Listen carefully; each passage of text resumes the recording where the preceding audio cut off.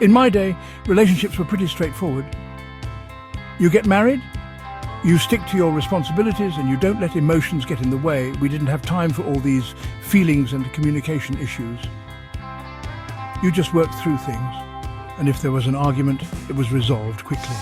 So, no open conversations or dealing with emotions. How did that work out in the long term?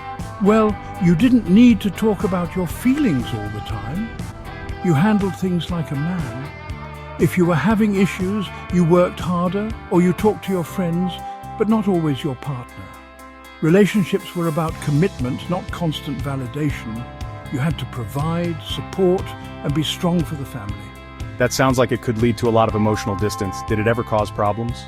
Sure, there were challenges, but people stuck it out because divorce wasn't as common, and you didn't want to look weak.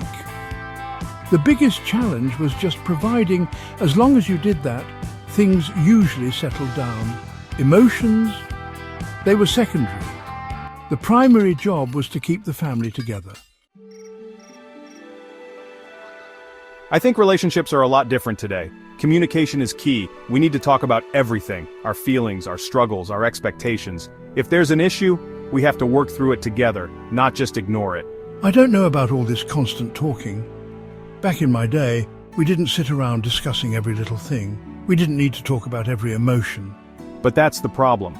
If you don't talk, things build up and become resentments. We live in an era where mental health is more openly discussed and emotional well-being matters. We're expected to have this emotional connection and vulnerability, which creates a lot of pressure.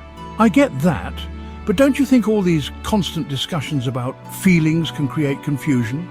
Relationships didn't need to be that complicated before. People knew their roles and they stuck to them. Now it seems like no one can figure out what they want, and there's a lot of pressure to be happy all the time. That's the thing though. The pressure to always be happy or always be perfect is huge. But we've shifted to valuing mental health and emotional honesty. We can't just ignore issues anymore and expect them to go away. The problem is, sometimes we overanalyze everything. It's like a balancing act between needing to talk and giving each other space. I can see that. It's hard for me to wrap my head around all that. Back then, the biggest stress was keeping the bills paid and making sure the kids were okay. Relationships today seem like they're constantly under a microscope. Yeah, I get that. There's definitely a lot more pressure today. But at the same time, I feel like the freedom to talk about what's on our minds helps us avoid bottling things up, and it leads to better understanding. The challenge is finding that balance between openness and maintaining personal boundaries.